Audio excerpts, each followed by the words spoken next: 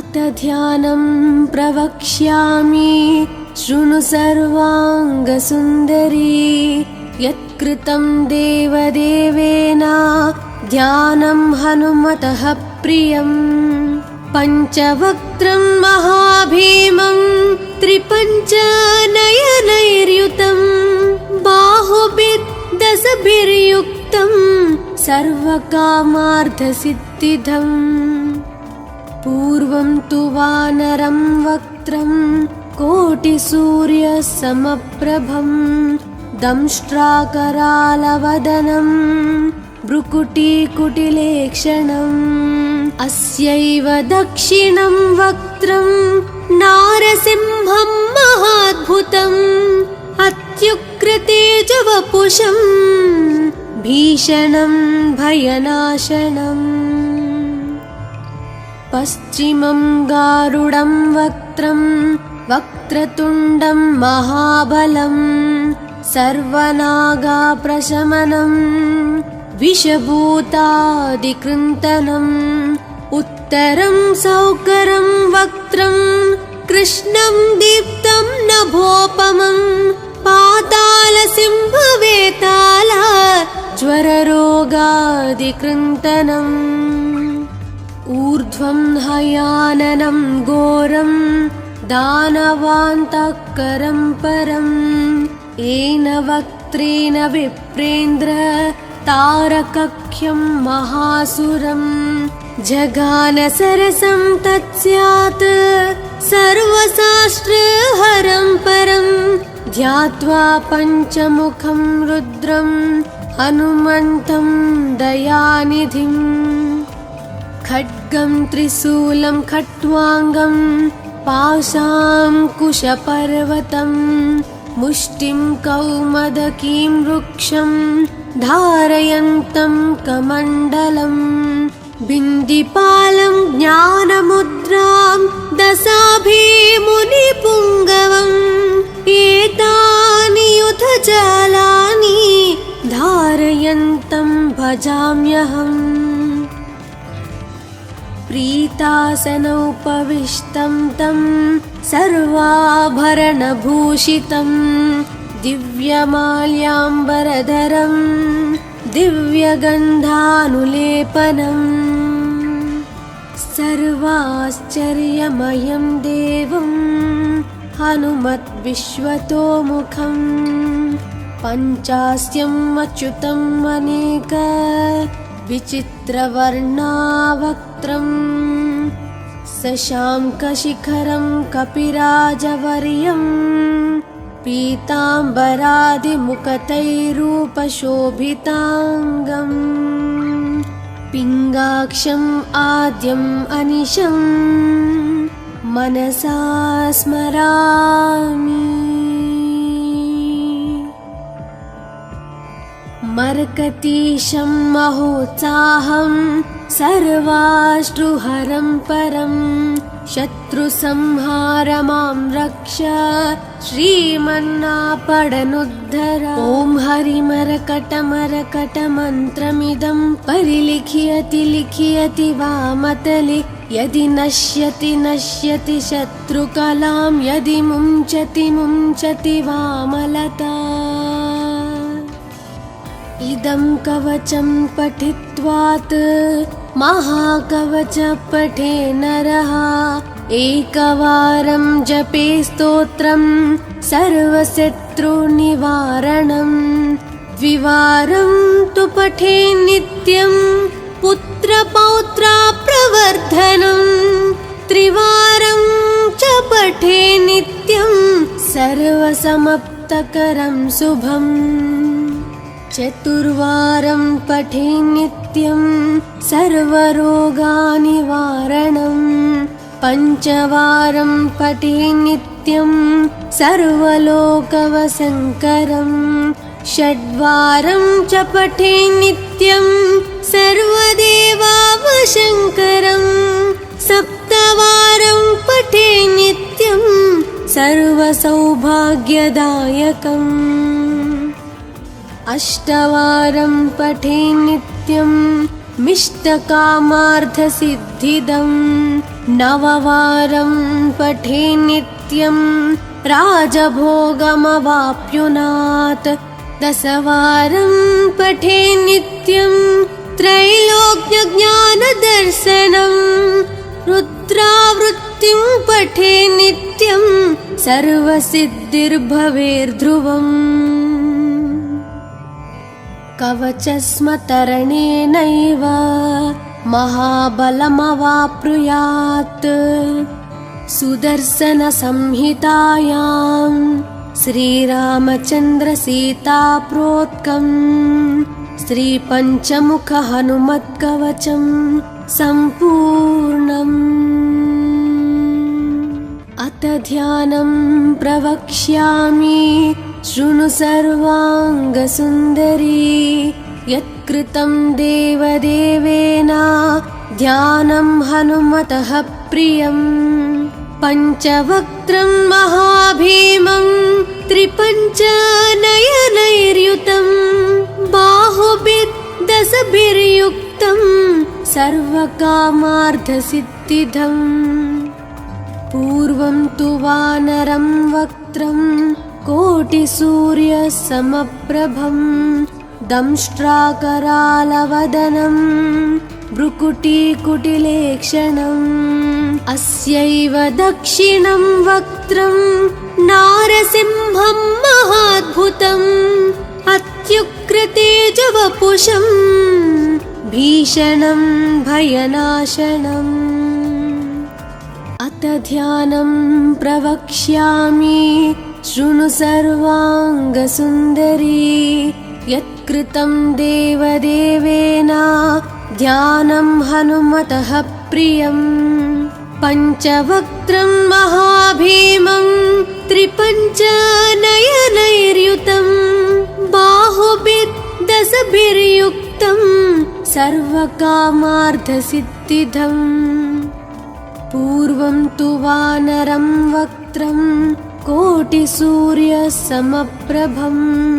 दंष्ट्राकरालवदनं भ्रुकुटीकुटिलेक्षणम् अस्यैव दक्षिणं वक्त्रं नारसिंहं महाद्भुतम् अत्युग्रतेजवपुषं भीषणं भयनाशनम् पश्चिमं गारुडं वक्त्रं वक्रतुण्डं महाबलं सर्वनागाप्रशमनं विषभूतादिकृन्तनम् उत्तरं सौकरं वक्त्रं कृष्णं दीप्तं नभोपमं पातालसिंहवेताला ज्वररोगादिकृन्तनम् ऊर्ध्वं हयाननं घोरं दानवान्तकरं परम् येन वक्त्रेण विप्रेन्द्र तारकख्यं महासुरं जगानसरसं तत्स्यात् सर्वशास्त्रहरं परं ध्यात्वा पञ्चमुखं रुद्रं हनुमन्तं दयानिधिम् खड्गं त्रिशूलं खट्वाङ्गं पाशाङ्कुशपर्वतं मुष्टिं कौमदकीं वृक्षं धारयन्तं कमण्डलं बिन्दिपालं ज्ञानमुद्रां दशाभिमुनिपुङ्गवम् एतानि युधजालानि धारयन्तं भजाम्यहम् प्रीतासनोपविष्टं तं सर्वाभरणभूषितं दिव्यमाल्याम्बरधरं दिव्यगन्धानुलेपनम् सर्वाश्चर्यमयं देवं हनुमद्विश्वतोमुखं पञ्चास्यम् अच्युतम् अनेक विचित्रवर्णावक्त्रं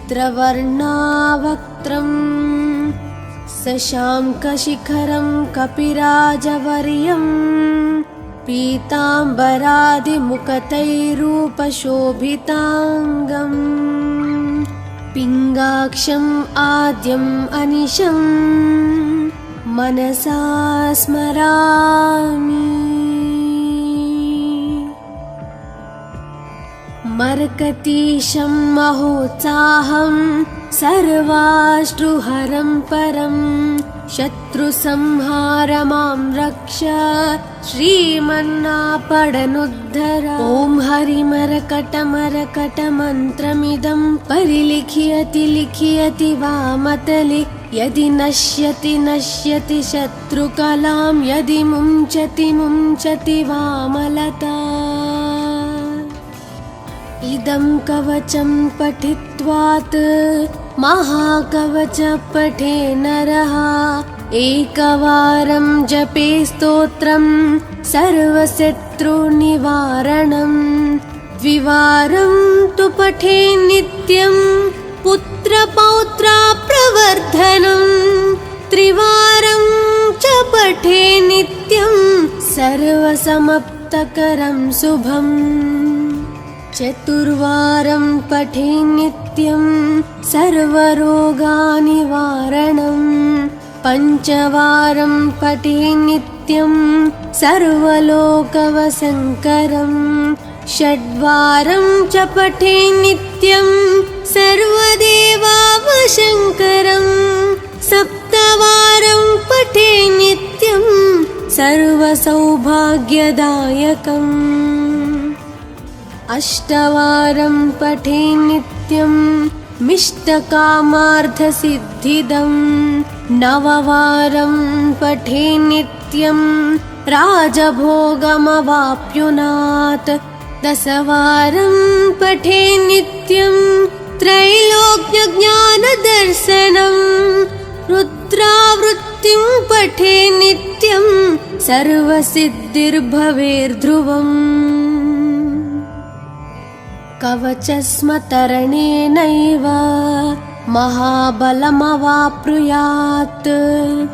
सुदर्शनसंहितायां श्रीरामचन्द्रसीताप्रोक्तं श्रीपञ्चमुखहनुमत्कवचं सम्पूर्णम्।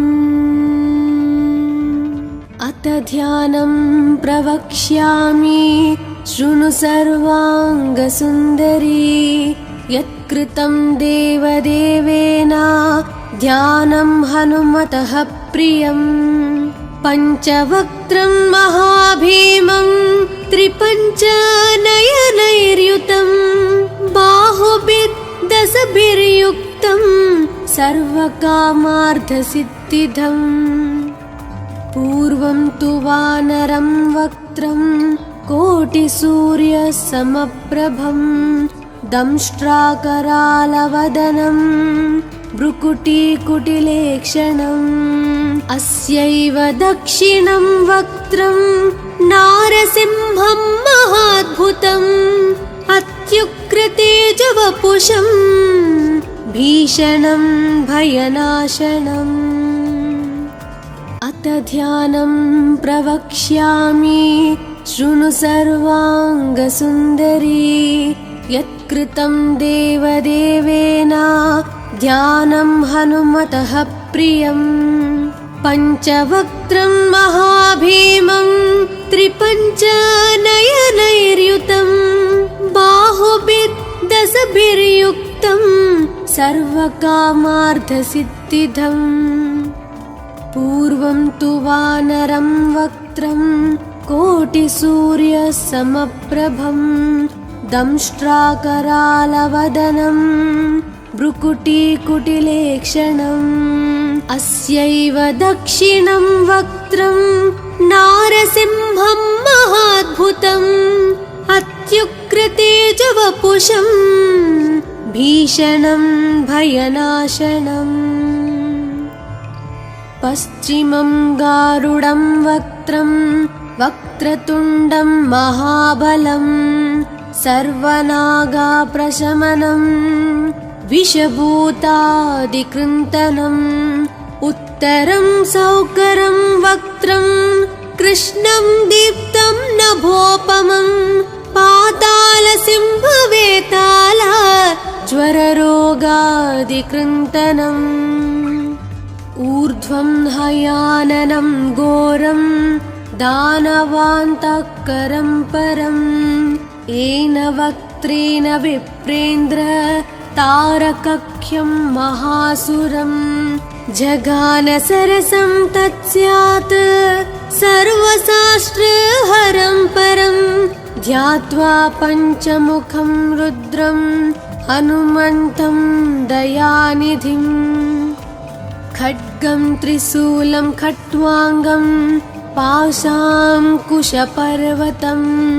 मुष्टिं कौमदकीं वृक्षं धारयन्तं कमण्डलम् बिन्दिपालं ज्ञानमुद्रां दशाभिमुनिपुङ्गवम् एतानि युधजालानि धारयन्तं भजाम्यहम्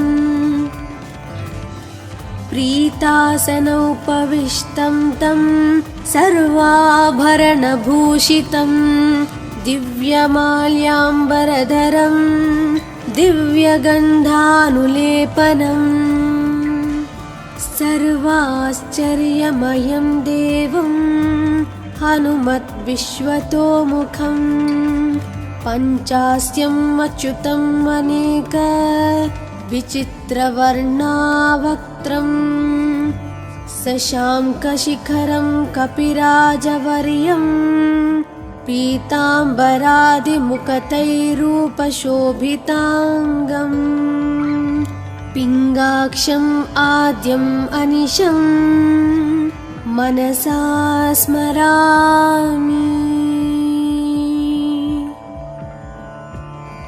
मर्कतीशं महोत्साहं सर्वाश्रुहरं परं शत्रुसंहार मां रक्ष श्रीमन्नापडनुद्धर ॐ हरिमरकटमरकटमन्त्रमिदं परिलिख्यति लिख्यति वामतले यदि नश्यति नश्यति शत्रुकलां यदि मुञ्चति मुञ्चति वामलता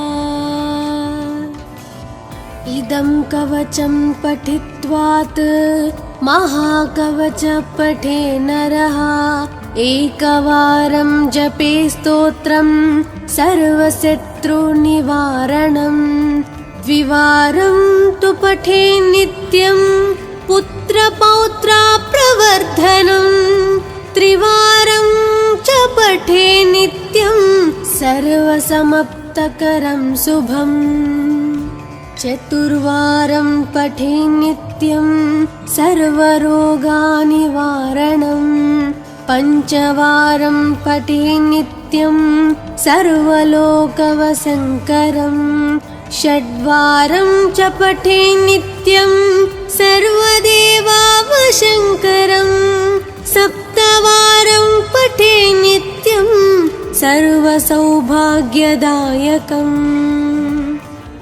अष्टवारं पठे नित्यं मिष्टकामार्थसिद्धिदम् नववारं पठे नित्यं राजभोगमवाप्नुयात् दशवारं पठे नित्यं त्रैलोक्यज्ञानदर्शनम् रुद्रावृत्तिं पठे नित्यं सर्वसिद्धिर्भवेर्ध्रुवम्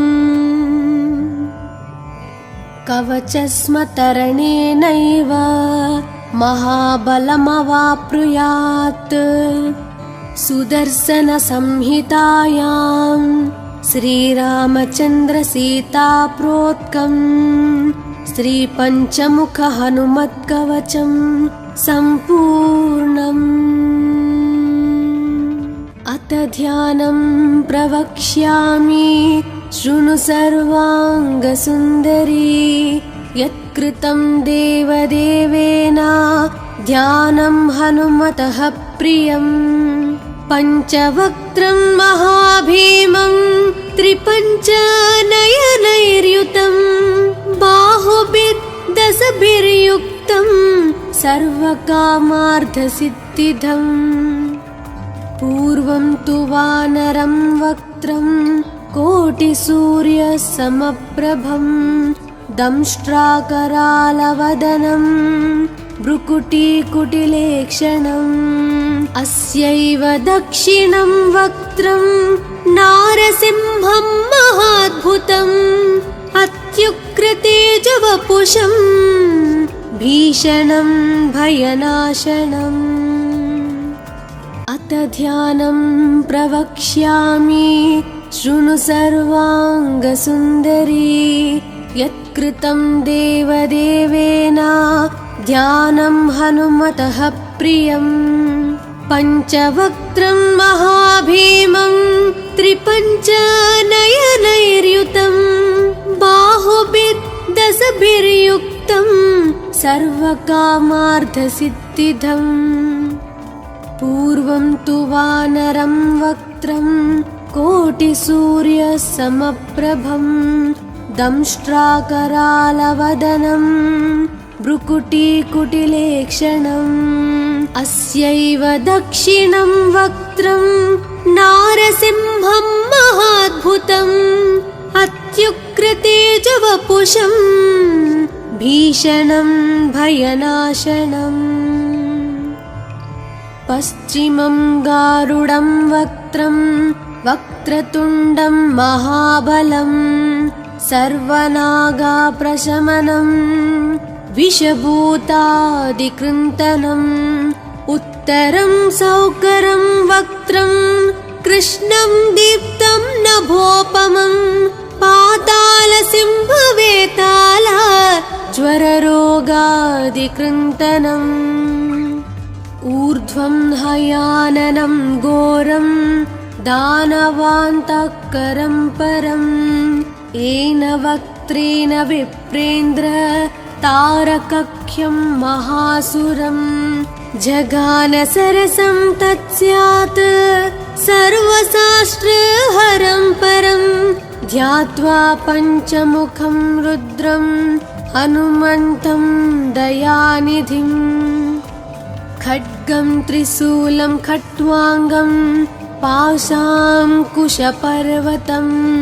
मुष्टिं कौमदकीं वृक्षं धारयन्तं कमण्डलं बिन्दिपालं ज्ञानमुद्रां दशाभिमुनिपुङ्गवम् एतानि युधजालानि धारयन्तं भजाम्यहम्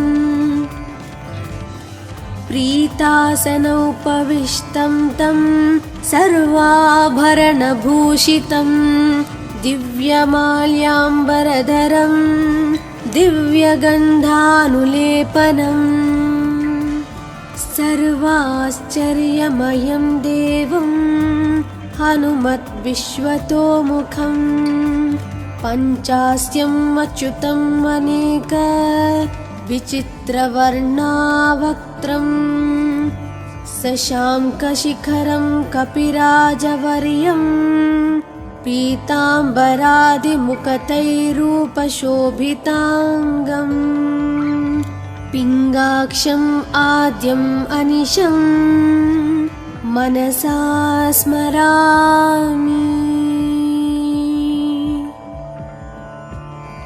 मर्कतीशं महोत्साहं सर्वाश्रुहरं परं शत्रुसंहार मां रक्ष श्रीमन्नापडनुद्धर ॐ हरिमरकटमरकटमन्त्रमिदं परिलिख्यति लिख्यति वामतले यदि नश्यति नश्यति शत्रुकलां यदि मुञ्चति मुञ्चति वामलता इदं कवचं पठित्वात् महाकवच पठे नरः एकवारं जपे स्तोत्रं सर्वशत्रुनिवारणं द्विवारं तु पठे नित्यं पुत्रपौत्राप्रवर्धनं त्रिवारं च पठे नित्यं सर्वसमाप्तकरं शुभम् चतुर्वारं पठे नित्यं सर्वरोगनिवारणं पञ्चवारं पठे नित्यं सर्वलोकवशङ्करं षड्वारं च पठे नित्यं सर्वदेवावशङ्करं सप्तवारं पठे नित्यं सर्वसौभाग्यदायकम् अष्टवारं पठे नित्यं मिष्टकामार्थसिद्धिदं नववारं पठे नित्यं राजभोगमवाप्नुयात् दशवारं पठे नित्यं त्रैलोक्यज्ञानदर्शनं रुद्रावृत्तिं पठे नित्यं सर्वसिद्धिर्भवेर्ध्रुवम् कवचस्मतरणेनैव महाबलमवाप्नुयात् सुदर्शनसंहितायां श्रीरामचन्द्रसीताप्रोक्तं श्रीपञ्चमुखहनुमत्कवचं सम्पूर्णम् अथ ध्यानं प्रवक्ष्यामि शृणु सर्वाङ्गसुन्दरी यत्कृतं देवदेवेन ध्यानं हनुमतः प्रियम् पञ्चवक्त्रं महाभीमं त्रिपञ्चनयनैर्युतं बाहुभिर्दशभिर्युक्तं सर्वकामार्थसिद्धिदम् पूर्वं तु वानरं वक्त्रं कोटिसूर्यसमप्रभं दंष्ट्राकरालवदनं भ्रुकुटीकुटिलेक्षणम् अस्यैव दक्षिणं वक्त्रं नारसिंहं महाद्भुतम् अत्युग्रतेजवपुषं भीषणं भयनाशनम् अथ ध्यानं प्रवक्ष्यामि शृणु सर्वाङ्गसुन्दरी